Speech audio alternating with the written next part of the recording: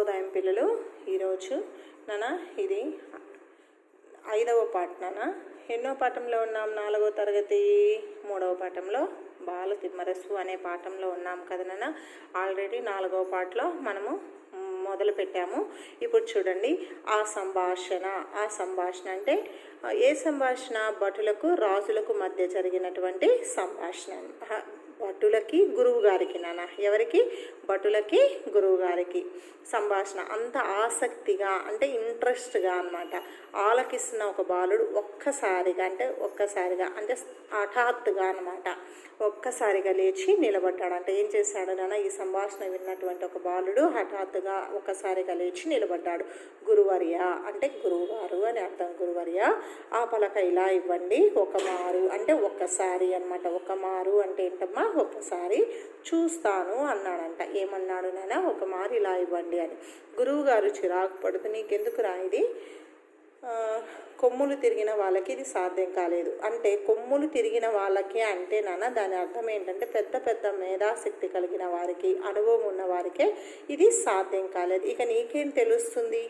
అయినా ఏం పోయిందిలే చూడు అంటూ పలకను అతని చేతికిచ్చాడంట. గురువుగారు ఫస్ట్ ఏమన్నాడు?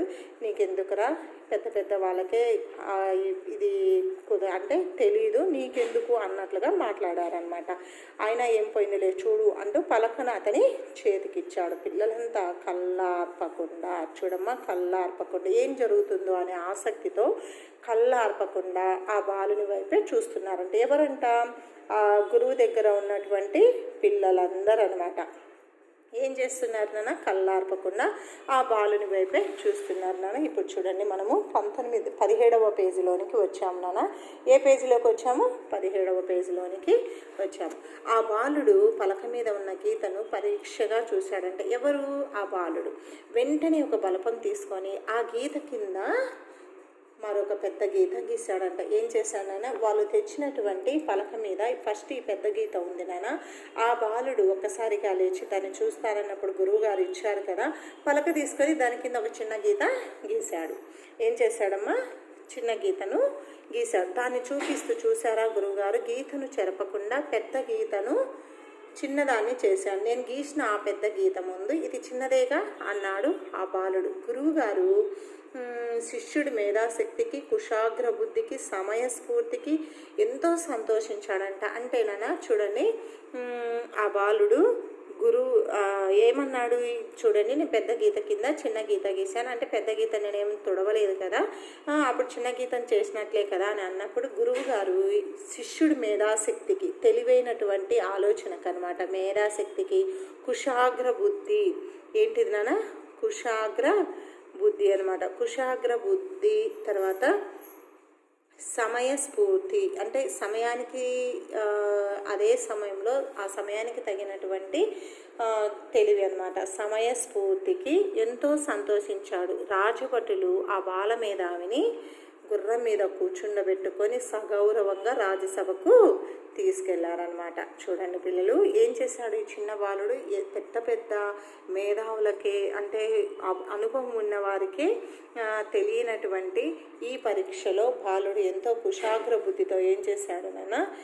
పెద్ద గీత కింద చిన్న గీత గీసి అందరినీ ఆశ్చర్యపరిచాడు. అలా ఆశ్చర్యపరిచినప్పుడు ఈ రాజభటులు ఏం చేశారు? సగౌరవంగా, మర్యాదపూర్వకంగా అతన్ని గుర్రం మీద ఎక్కించుకొని రాజు దగ్గరికి తీసుకువెళ్ళారనమాట. తర్వాత చూడండమ్మా, విజయనగర సార్వభౌముడైన అంటే చక్రవర్తి, సార్వభౌముడు అంటే చక్రవర్తి వీర నరసింహరాయలు కొలువు తీరి ఉన్నారు. కొలువు తీరి అంటే రాజ్యసభలో కూర్చోన్నారు నాన్న.